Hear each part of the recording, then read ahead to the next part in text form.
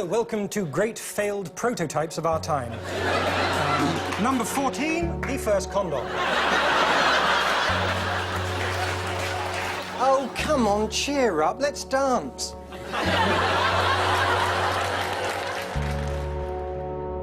Tony Slattery was one of the most successful TV comedians of the late 80s and early 90s. Everyone knew his face. But no one's really seen him for 25 years. Withdrawn from the world, he's battled with depression, drugs, and alcohol. Now, as he turns 60, he's back on tour with a show about his life and his inner demons. Mr. Tony Slattery. Mental illness is a highly democratic disease. It can hit anyone.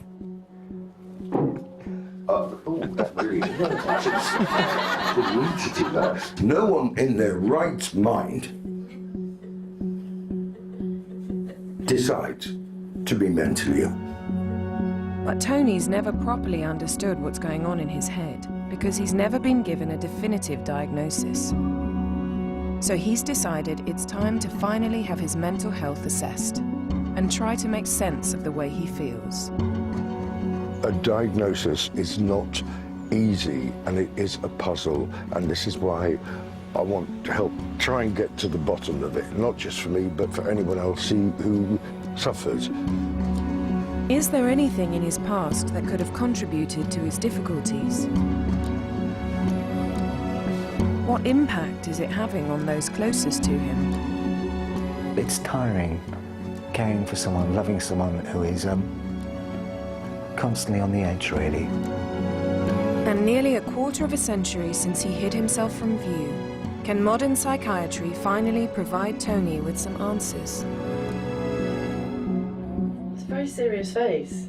I can't help it. I'm a very serious person.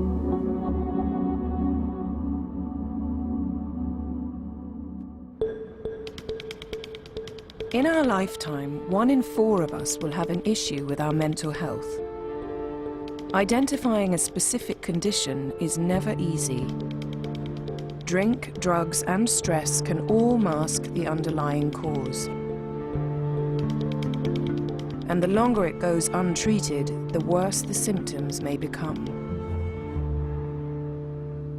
Where do you live, Tony? I live in a 2 up, 2 down with Mark terrace house, which is rented with Molly, the psychotic cat. Mind the brush. Oh, ow. Hi. Mark, what are you doing here? Are we doing this seriously? Or We are. Okay.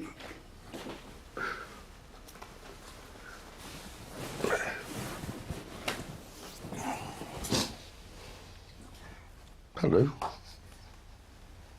No excuse for looking like this, is there? I mean, really. How would you describe your 32 years together?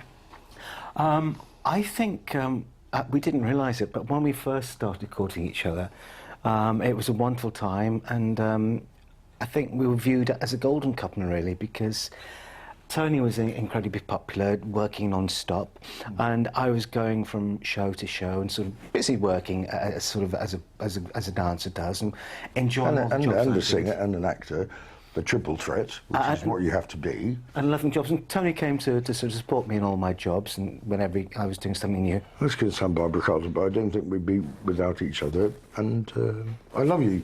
And I love you. Thank you. We're both touched by the same sort of things. We'll hear a piece of music and it'll make us want to cry, or we'll see a film and we'll both think, that was perfect, that was beautiful. And it's great to share those simple things with the person you love. The couple met in the 80s when Tony was at the peak of his success. An ordinary house, an ordinary couple, but this is no ordinary drinks maker. He made his name with the Cambridge Footlights and was renowned for his boundless energy, quick wit, and talent for improv. Channel 4's Whose Line Is It Anyway, with its weekly audience of 6 million people, made him a star. In the event of Rambo's biceps exploding, his liver and most of his internal visceral organs will be situated there, and there. From panel shows to quiz shows, Take 2 bottles into the shower. Your Royal Highness, my lords, ladies and gentlemen. award ceremonies to adverts, Tony was everywhere. And you never know when you're going to go, do you? Then, just as suddenly as he appeared, he disappeared, leaving fans to wonder where he'd gone. How would you describe what happened to you? I think the overwork came first. First of all, can I just say that although I am a bloodthirsty, merciless, psychotic warrior, I'm also very much a woman. I think there was always a manic part of me. There was always a predisposition to mood swings. Then came the being on telly a lot and being in theatre and having people laugh at you and trying to entertain. Too much booze, doing drugs. I think that's partly it. I rented this stupid, huge luxury warehouse overlooking the Thames, but I was so nutty I threw loads of stuff into the Thames and used to stay up for 4 days. And then the paranoia. I thought everything was bugged, and I became obsessed with electrical equipment and chucked it all into Thames. And there was one particular time when the river police came by with a megaphone and they shouted, "Tony, this is true. Tony, we like you in Whose Line Is It Anyway, but please stop chucking things into the Thames." Why? 2 seconds. I'd have to try and talk him down. And he kept imagining that he was being spied on, people were breaking into the apartment, and people were destroying things. It became apparent that he was becoming a danger to himself and needed help. My grip on time and how it passes, that became very fuzzy. And then I think I just got bloody exhausted and withdrew. Since he dropped out of sight, Tony has suffered prolonged bouts of depression. At one time, he was addicted to cocaine. Since then, he's become a heavy drinker. His mood is brighter over the past couple of years because he's been busier. But there was a long period where he was very bored, very isolated, didn't want to go out. All he would do is watch TV practically all day long, and his mood would be very low. He's taken antidepressants for 15 years with varying degrees of success. But Mark has long suspected something other than depression is at play. I think there's a lot of anger. I think there's a lot of unhappiness. I don't know whether it's specifically from his childhood past or whether it's something that he sort of has worked himself into over the years through whatever reasons. Yes, it's tiring, caring for someone, loving someone who is constantly on the edge, really. Alcohol is still an ongoing concern. There's no question about that, is there? No. No. He said briefly and with great honesty, and it's true. But where that comes from, I don't know. That's why I'd like to find out. It's been suggested Tony might be bipolar, a condition characterized by dramatic shifts in mood and energy. But living without a diagnosis means he's never had access to the right treatment and never really had a chance of getting better. And his drinking complicates things yet further. Bye-bye, Molly. Whilst Tony has agreed to allow everything he discovers to be filmed, You greatless feline. he's nervous about letting new people inside his head. Okay. Okay, let's go. Follow you, Tony. Okay. He decides to reach out to an old friend who's fought his own very public battle with his mental health. When I first met Tony, I just was instantly charmed by him. And he seemed so talented. And he was. He had a physical presence, and he's handsome and likeable and smiley, you know, and those are things you value in people when you first meet them. There's a lot of love for Tony, and rightly so. you know? He doesn't have a malevolent bone in his body. Tony Slattery.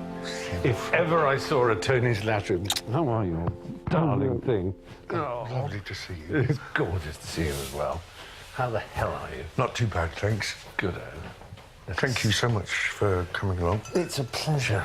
You know, I would walk 1,000 miles in tight shoes over broken glass to please you. Likewise. This has always been the case.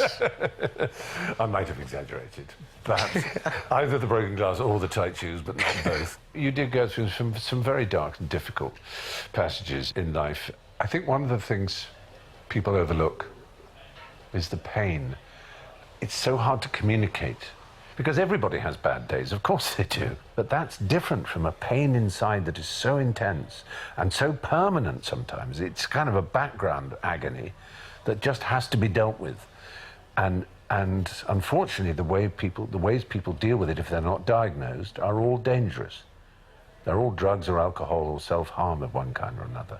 And so the only way to deal with it that isn't dangerous is to rely on the health service. No one in their right mind wants to be depressed, chooses to be depressed. I had a particularly terrible episode, and so I then submitted to a doctor.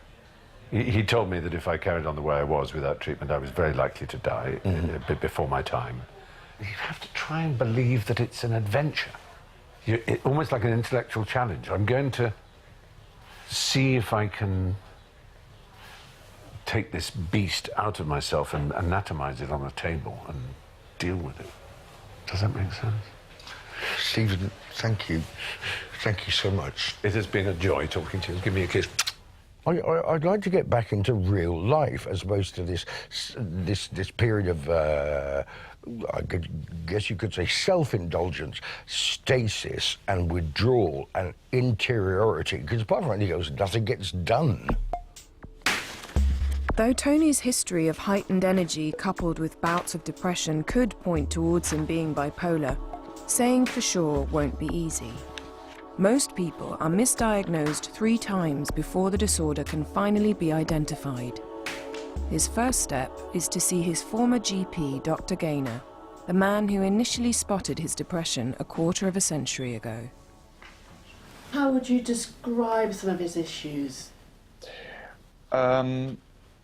Complex, really. I would say it's a combination of depression with an overlay of alcohol and substance abuse, really. Good morning, Tony. Good morning. When you have substance abuse, which could be alcohol and other drugs, it shields quite a lot of the underlying pathologies. I use the antidepressant to keep the bleakness at bay, or to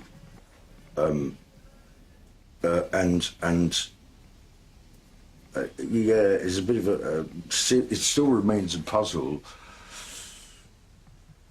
And there are some times that Tony decides he doesn't want to take antidepressants, so he stops all of them completely. Right. And that causes its own set of problems because his behaviour gets very very erratic then. There's a bit of me which wants to feel what is life like without them. Dreadful.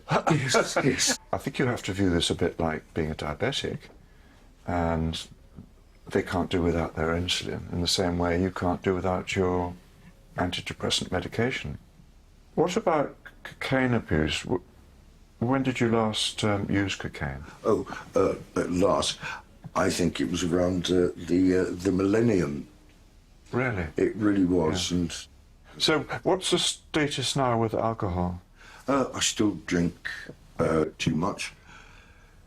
I'm not sure about the units, but I don't know where the alcohol ends and the depression starts, and I would like one to give way to the other so that they could be addressed properly. I've got letters from 3 psychiatrists here, and they don't know either. So nobody's actually formally come up with a diagnosis of bipolar disorder, although Yes. they've been suspicious of it. This question of getting to the bottom of it, I think, is really important. And there is a Dr. Guy Goodwin, who is a specialist in this whole field, and I think I'd rather like you to see him Okay. But before we say goodbye, I was looking through the records, Tony. Now, can you tell me about this? It says, please lower my dosage. Tony Slattery. So what was that about, Tony? That was my spotlight photo for a year. I didn't get much work that day. All I can say is that they're all treasures, and they will live with your notes. Show those to the psychiatrist. No, I'll keep them. Yeah. You go and see Dr. Goodwin. Okay. And then he'll write me back a letter and tell me what his views are and what we should do next. Thank you. Lots of luck. Bye. Bye. Bye.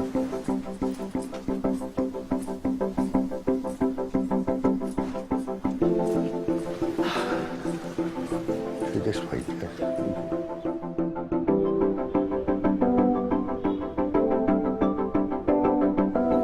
Guy Goodwin is a professor of psychiatry at the University of Oxford. He's the world's leading authority on bipolar disorder, and he's been pioneering treatment for 30 years.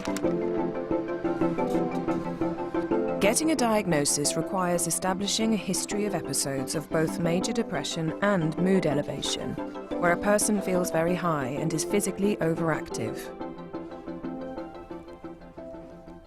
Well, I think the main difficulty has been that simply the right questions are not asked of people when they come complaining, say, of anxiety or depression. And the consequence of that is that they may get treated for what the doctor sees, it's often the GP, but they miss the diagnosis as actually lurking there, which is one of bipolar disorder. People tend not to see feeling high as a problem, so if all a doctor hears is talk of depression, misdiagnosis is not uncommon. Looking back at Tony's performance history, his act really was based on his exuberance and his high spirits and his speed of thought. And all of those things are, if you like, related to mood elevation. Anyone with this kind of history, there's a possibility that he is on this bipolar spectrum. And we think that the longer people remain undiagnosed and untreated, the more persistent the symptoms may become. Bipolar disorder used to be called manic depression, but it's now understood as a spectrum. At the most severe end is bipolar 1, which is characterized by periods of extreme mood elevation, often requiring hospital admission. These are known as manic episodes. There are then less severe forms of bipolarity, where people fluctuate between shorter depressive episodes and less extreme elevated moods, known as hypomania. I've known about a dozen different versions of Tony over the years. I know the vodka Tony, I know the paranoia Tony, I know the cocaine Tony, I know the sort of the, just so many Tonys. And it used to get to the point where I used to sort of behave and speak differently to whichever one it was.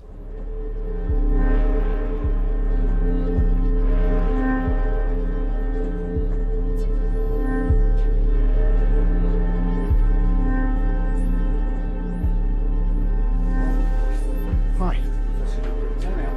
Looking through the notes, the only clue to the possibility of bipolar disorder was Tony's depressive complaint.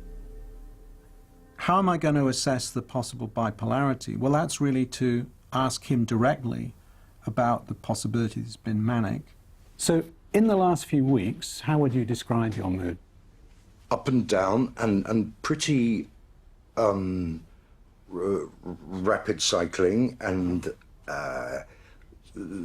sort of waking up very anxious and angry, and I've woken up angry for a long time, and then that fades, and then I become very enthusiastic about things, and there can often be a sort of rush of activity, but with no particular productive outcome. Is there any element of actual pleasure, euphoria, that kind of goes along with this?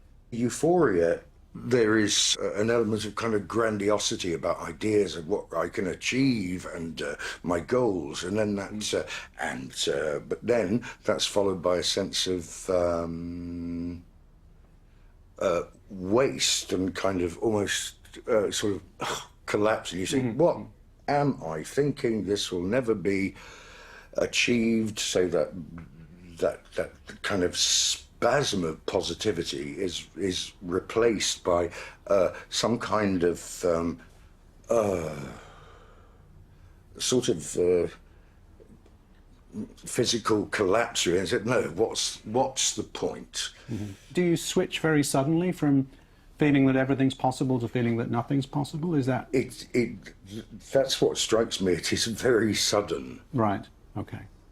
So that sort of state of social withdrawal, lack of confidence, inability to make decisions, with disturbed eating, sleeping, that's something that has lasted in your life for up to, you were saying, months, is that right? Oh, I think it goes, Professor, it goes back longer than months. That's been the case for years. There are sort of times when I see Tony, and he seems right as rain, and then I'll go out and go to the library or whatever, or go to work, and I'll come back, and then it's almost like there's another Tony there. He's sort of morphed into sort of a lethargic, negative. Yeah.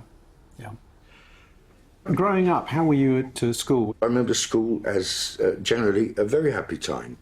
I can't remember a time at Cambridge University or during my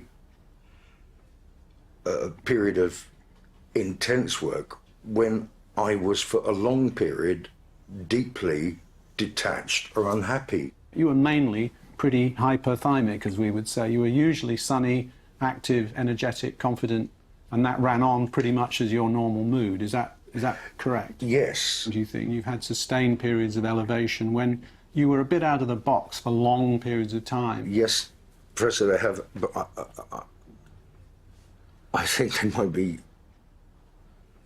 connected with comorbidity of substance abuse. Yeah. Where did the drug use come from? I often used to take it entirely on my own, often watching a television which was deliberately tuned to a channel which didn't exist. I mean, I don't want to put words in your mouth, but were you trying to treat something? I mean, were you trying to get a mental state that you preferred to the one that you normally had? How did it work for you? I tend to put things to one side and ignore things, even when they might be serious. I think, but oddly, I think cocaine was actually numbing me instead of exciting me. But though his actions whilst on drugs sound extreme, it doesn't necessarily mean Tony is on the bipolar spectrum. Bipolar 1 disorder is characterised by mania. He was not manic, he was not overactive, he wasn't overconfident. He wasn't doing all the things that we associate with a manic picture. But we can say that he was hyperthymic, that he had a mood that tended to be higher, more exuberant, more demonstrative than the average person. And that, of course, was the quality that made him the performer that he was. Bipolar 1 now excluded, to work out if Tony does sit on the spectrum, Professor Goodwin needs to find evidence his moods still fluctuate between depressed and hypothymic. So he decides to try him out on a brand new diagnostic tool he's developing, a digital mood diary. So, Tony, you've linked to this from your email, and you'll get a prompt twice a day for the next month. What you'll find is that it'll say, I think, your task. Yep, a task is due to be completed today. Exactly. You just click on the appropriate button there to get into the task. Oh, okay. Oh, gosh. What this is asking you is just to say best ever, worst ever, so 0 to 7. Right. On each of those items, and it's just how you're feeling now. The middle, elated, I would say, not at all. Sad, again, the middle, angry. Oh, I'm sorry, I'm going to go for very much because I always wake up angry. So that's good, just exactly how you feel at this minute. Okay. The idea is that we're trying to look at may be useful for both of us to look at. Got it. Okay. And if we do that twice a day for the next month, A, you'll be sick of the sight of it, but B, we'll have some interesting data on just how much your mood varies and how it, most importantly, how it varies, what the pattern is. Okay. But whilst Professor Goodwin is hoping to identify trends in Tony's moods, one key factor massively complicates the way he feels day to day: alcohol. You can't see the wood for the trees. You don't know what to prioritise or what to sort of treat first, because it's all interwoven. And it's terribly hard to think, is this because of the alcohol or is this the depression?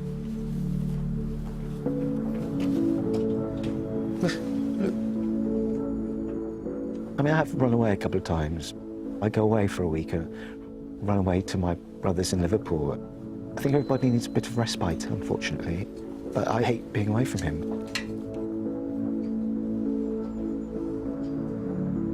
So I'm conscious I'm swaying now. It's not helping, is it? I'm swaying. It's not unusual for people suspected of being bipolar to also drink heavily, masking their symptoms. I love him.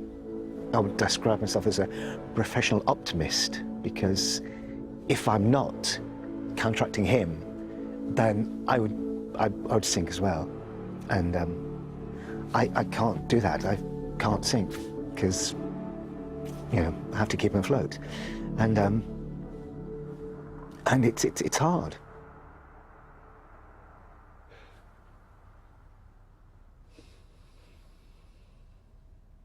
Is drinking with you in your control? I want it to be, and that's the honest answer. I want it to be. But it's still rattling around in there, the idea that eventually you would like to sort of cut back immensely the amount of alcohol. I wouldn't say it was rattling, I said it was churning. Okay. It doesn't make you happy drinking, though, does it, Jerry? The things that happen are generally negative after you've been drinking, and it doesn't bring much richness or any warmth into your life, really, does it?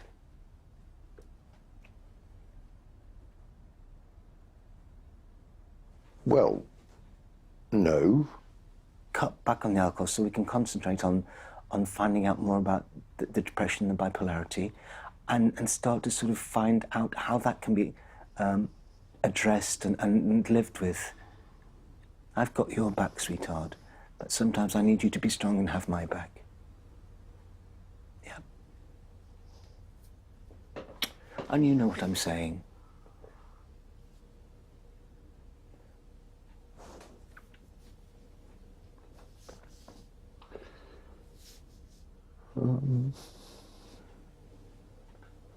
Because I miss you.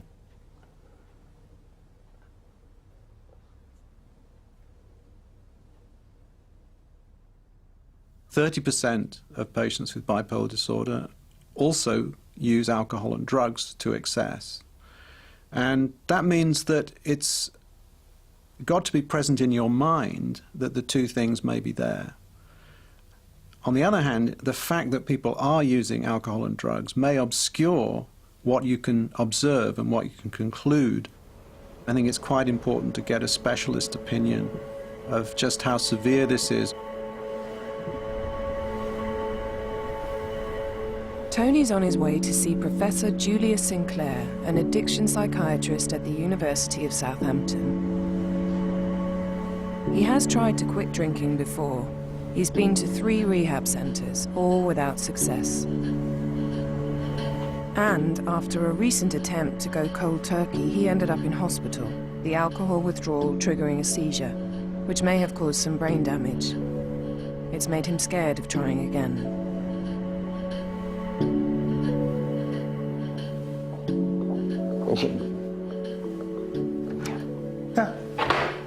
I didn't know. Oh, that's bad. I thought it might have been a mini bar. That's bad. I just noticed that. That's bad. That's bad. I did think that.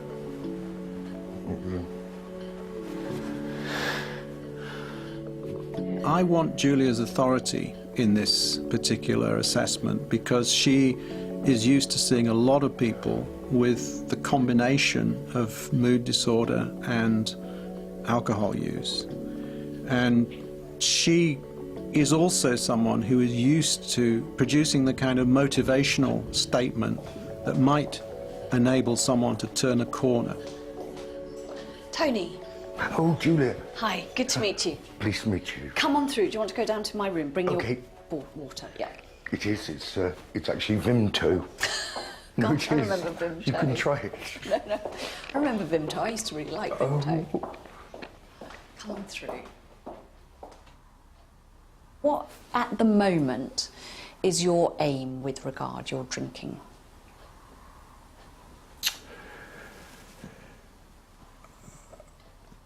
I'd like not to be to be dependent and to be a slave to these impulses, these cravings, psychological, physical.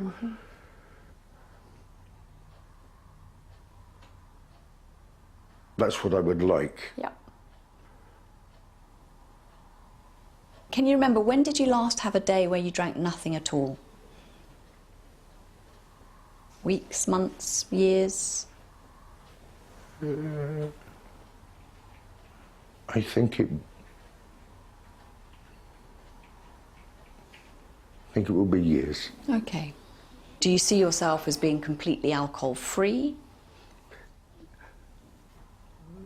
The only point of this, I guess, is for me to be true. I can't imagine it. Yeah. Even though I really want to, I just can't imagine it. Yeah. And many people I see would say that. What, from your point of view, makes it so impossible at the moment? I guess I've been doing it for so long. It's hard to think of a time without it. What would life feel like? Yeah. What would life feel like without the blunting effects? And you see the bleakness of life for what it really is. Or the beauty of it. All the beauty of it, yes. There's that other side, yes. In the past, I understand you used to use some cocaine. When was the first time you ever used cocaine? I think it was in the early 90s. Okay, yeah. The heavy drinking started as a kind of sort of self-medication to bring me down from the cocaine. And I stopped taking it in the millennium. So about a 10-year history of cocaine use. Yes. And what was your maximum use? 10 grams a day. About 10 grams a day. Okay, and how long quite a were you? lot, isn't it? It's a fair amount. What made you decide to stop the cocaine? I found out what I was taking. Right. Which is very impure. Okay.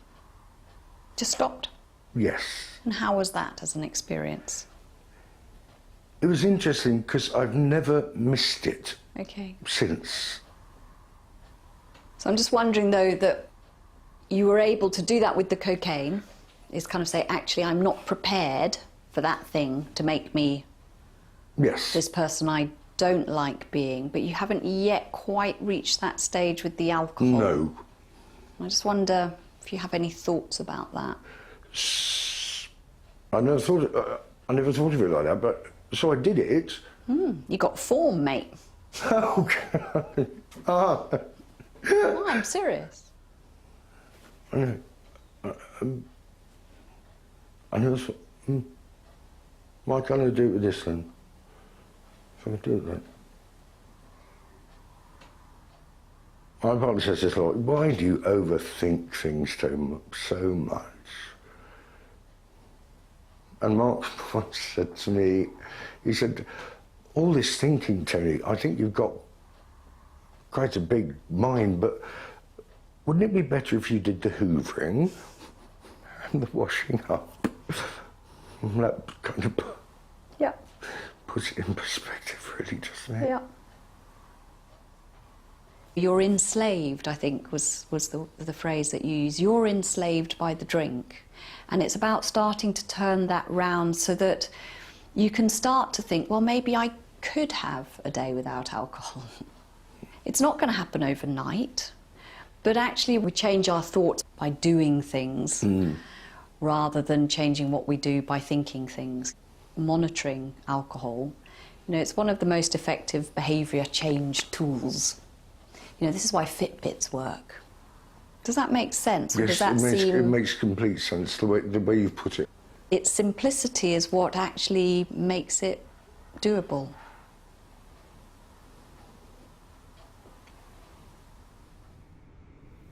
Julia confirmed our impression that the drinking was a pretty central problem for Tony. She was particularly impressed by the fact that Tony was able to simply stop taking cocaine. And I think it's certainly encouraging to look back on that and to think about how able he was to make that complete switch in behaviour. It's going to be important for me to try and reinforce that message.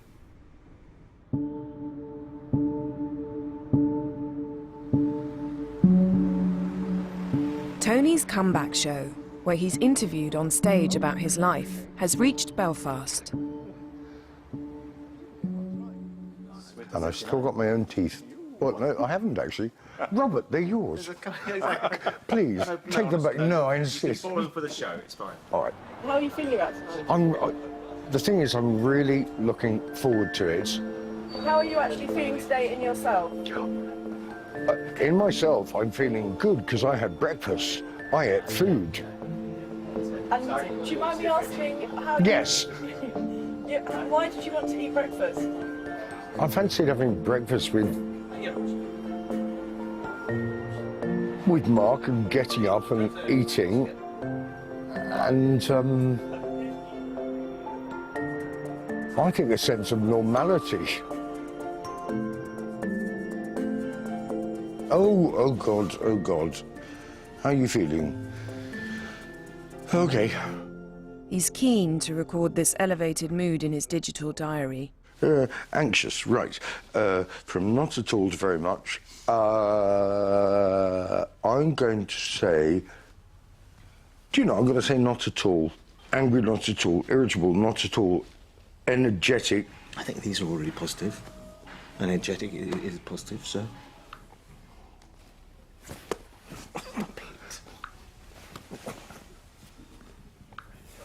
It's good when he's busy and engaged.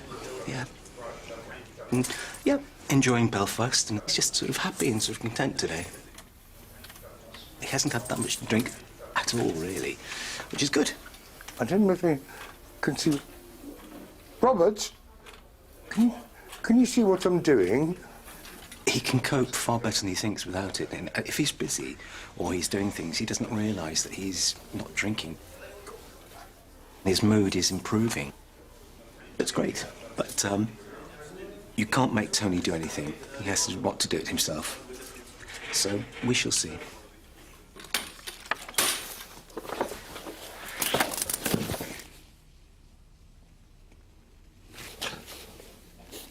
It's my absolute pleasure to introduce two of my dearest, closest friends. Please welcome to the stage film historian Robert J.E. Simpson and the comedy legend that is Mr. Tony Slattery.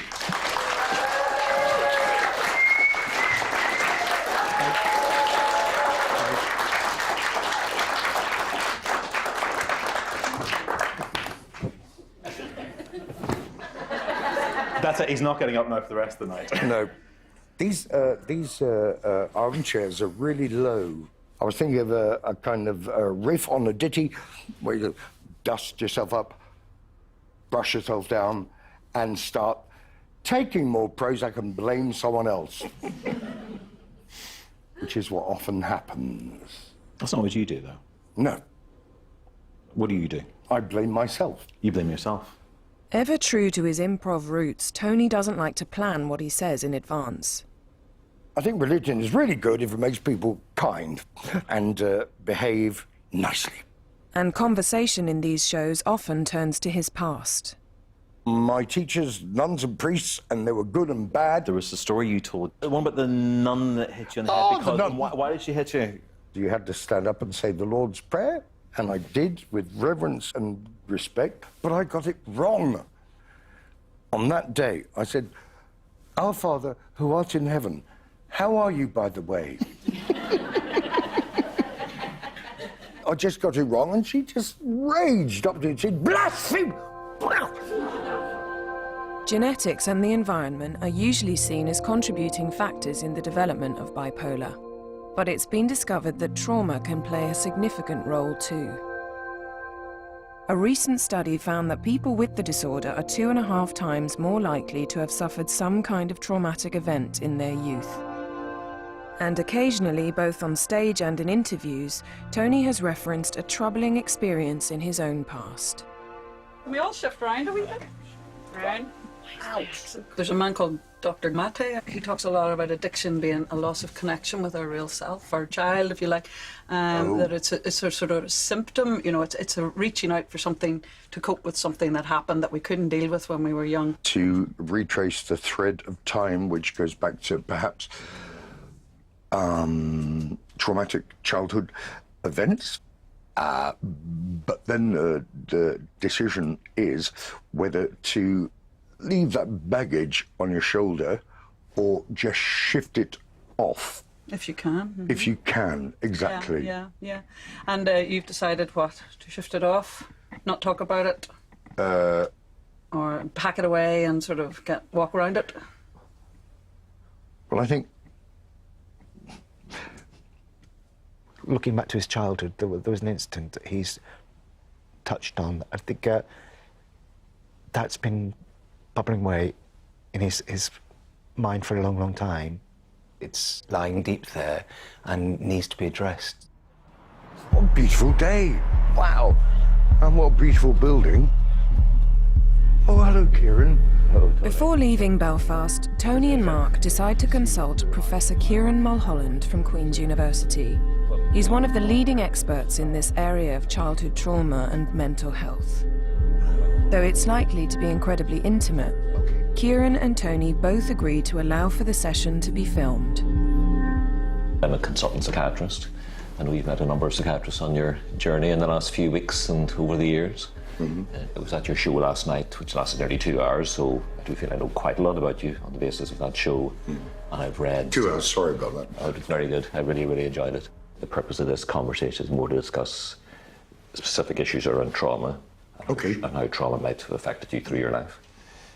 And the purpose of this is not just to talk about it for the sake of talking about it, not to relive it, just for the sake of reliving it, the traumatic experiences, I mean, but to try and understand just how important it might be and to try and determine whether a focused therapeutic approach, a talking therapy, might be helpful at this point, in your life. Does that make sense? Absolutely. There was the Guardian interview earlier this year, which I read, and you did mention specifically an incident with a priest at the age of 8. So that doesn't sound good, and it's hard. Might as well cut to the chase. Yes. It's hard to imagine that could have had anything but a negative impact on your life. Well, it wasn't pleasant, no. Being fucked up the arse at the age of 8, no, it was not. Okay, so that's what we're talking about. It's as bad as that? Well, that's what happened. Okay.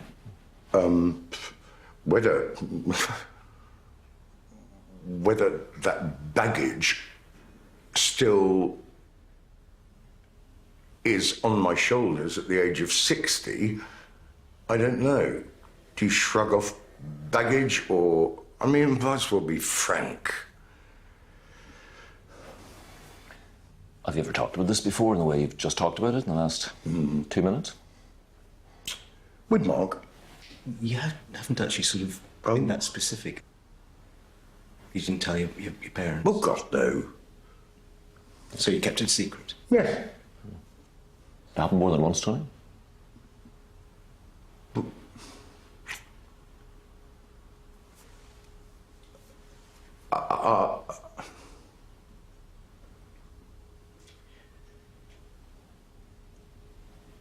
Yeah, but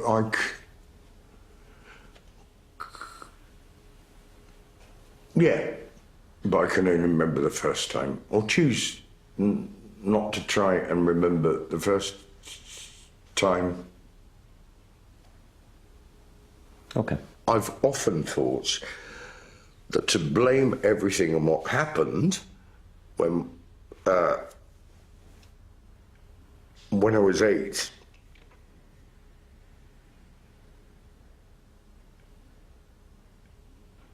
I'm not sure about that. Okay. There's seldom one single cause for anything. It's a combination. And sometimes there's something in our genes, in our inheritance, that's important. Clearly using a lot of cocaine was important.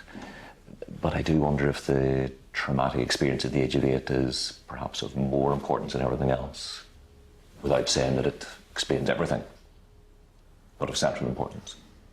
Okay. How does one address it? What do you do? Do you put it in a kind of psychological waste paper bin and say, that was then, so what? No, I think what you do is you address it with modern forms of therapy, which are very focused. Not something I've talked about until now.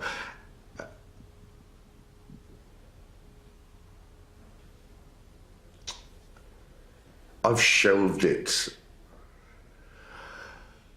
I think for a long time. I think You do refer to it more than you think you do sometimes. Ah. So I think it is troubling you more than you think, because it serves as when you do conversation talk shows and things, and you touch on it, but then you sort of go past it. So I think it's there more than you think. Okay. Lately, definitely. Okay. I'm so fucking worried that this is a self-indulgence. Talking about it. Well, it's definitely not. Like, that's not the case. I don't think that. Mark doesn't think that. It's not the case, Tony. It's about your well-being and your happiness. I think the very fact that you think that and that you feel guilty is a reflection of what's happened. It's caused by that. From all those years ago? From all those years ago. Jesus. It's quite likely you've carried guilt with you ever since. Quite a profound way, which has meant that you've been quite self-destructive, as opposed to self-indulgent. As well as what happened in the past, address the present and being in a healthier place, which will allow you to go forward. But at some point you have to take the first step in that journey. Maybe it's now.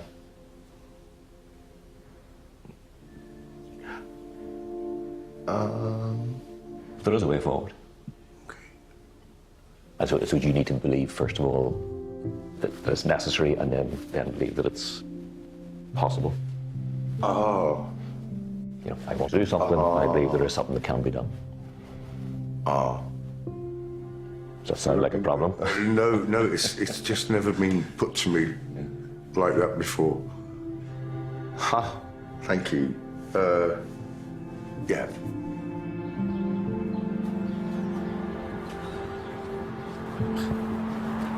Sorry about that. I don't know. It's stuff. Came up. Long time coming. I don't know. Is it?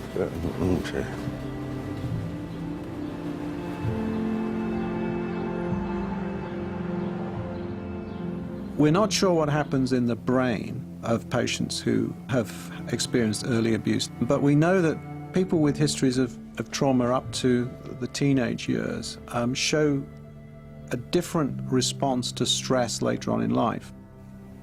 Sexual abuse obviously plays a part in Tony's story. It's common for people to be slow to disclose sexual abuse and to, in a sense, not want to cover it, not want to address it. It sometimes seems like people need to do that before they can move on. Now that Tony has opened up about his abuse, for the first time, trauma-focused therapy becomes an option for him. I was relieved that he'd actually confronted it and sort of said, this happened to me, and it upset him, obviously. But I find it very sort of,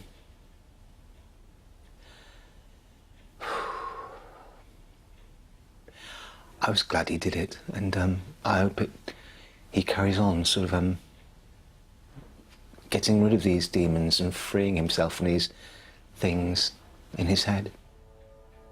But as the days and weeks pass, Tony continues to struggle with his mood. Hey, Tony, hello. Oh, hello, Professor Guy. Thank you for talking to me. You're not getting on very well with the self-rating things that are pinged to you every day. Because they ping me when you haven't done it, you see. So I've got a lot of messages in my inbox. Almost as many as you, I think. That makes me feel very guilty.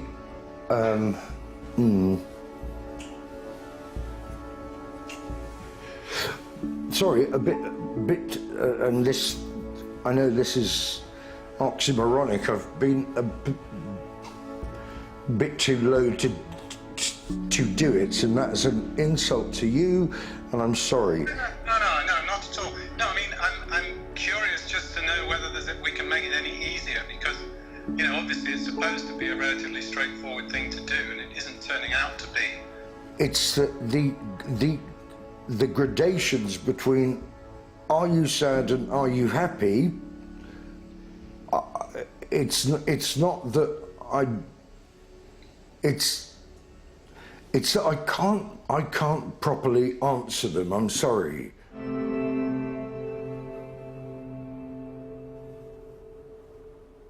Professor Goodwin decides the time is right to bring Tony and Mark back in to go through his findings. I'm so used to sort of living with a certain level of stress and anxiety that I've grown accustomed to it in a way. There were moments I didn't realise weren't normal. I just thought, oh, Tony's having a bad day, or he's in a bad mood, but looking back, I think it's clear that he's more complicated. Cup of tea for you. I think to reveal oneself and one's own experiences can easily, I know, come across as so self-regarding, but what if it bloody helps someone else?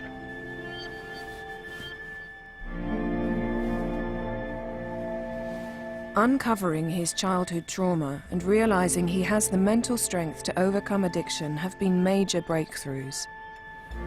But there is one factor preventing progress that only Tony himself has the power to overcome.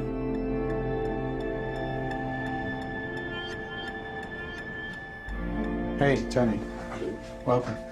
Thank you. It's good to see you. Do take a seat. Do take a seat. How central do you think alcohol is to the problems you've had over the last 20 years? I think it's really important. And what's the solution, Tony? The solution is to overcome, one, to stop drinking.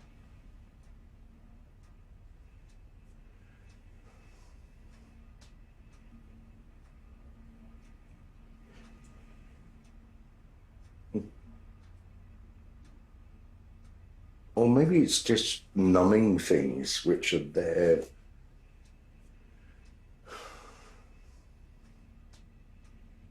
That's a bit of a let-out clause, isn't it, to say it's numbing things. So that's sort of saying that other things are the problem and that alcohol's the solution. Yes. I mean, our experience and the experience of people like Julius Sinclair is that it's almost always the other way around. And that alcohol is the problem. And the solution is not to use it. And how you chart your route to that is always personal and something other people can't do for you. I mean, you don't have bipolar 1 disorder because you've never had mania. And hypomania is more difficult to judge. You certainly had elation, you certainly experienced, and your personality is bubbly and tends to run on the high side when it's good. Those things probably put you on this sort of bipolar spectrum. But managing mood is therefore perhaps always going to be a challenge, but it's made more difficult if one is excessively drinking alcohol. You've got the potential for many positive things to happen if you didn't drink. Many people don't have all those positive things. They don't have positive people in their lives. They don't have a personality, a profession that they can still practice. And you do. And the final thing is, you know, you will find out just how much the mood instability and so on is screwed up by alcohol if you stop taking it, and how much better you might feel. No promises, but how much better you might feel if you stopped. And all I can do is try and give you the motivation to do it yourself, because I can't do it for you, Mark can't do it for you, in fact nobody can.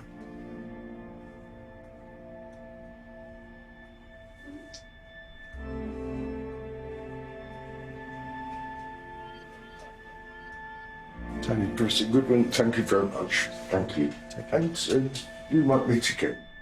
If he were able to stop drinking, then it seems to me that one could then seriously look at how far his mood disorder and the evidence that he's had this abuse in the past could be addressed. But at the moment it seems to me that the alcohol hangs over everything else and it prevents him moving on these other issues. Dr. Goodwin thinks it likely that Tony, just like 3 million other people in this country, does sit on the bipolar spectrum. Everyone's circumstances are different, and our understanding of the disorder is still in its infancy. Medication can be used to stabilize mood to minimize manic and depressive episodes, but on average, it takes 10 years to get an accurate diagnosis of bipolar in the first place. It actually has made me contemplate and meditate, but not in so much a navel-gazing, self-absorbed way, but thinking, hang on, we've only got one life, and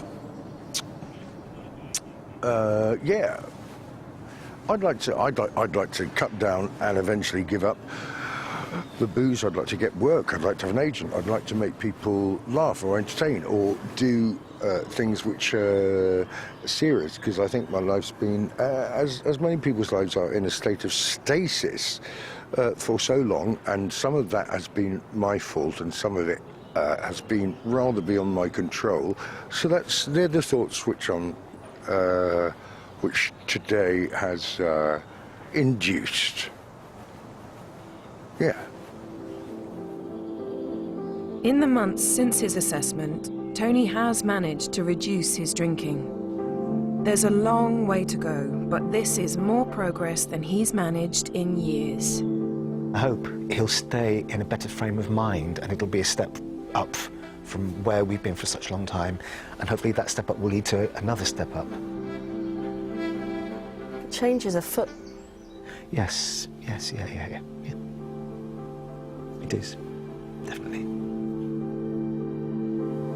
Have you done any hoovering recently? Do you plan to? It's an ambition.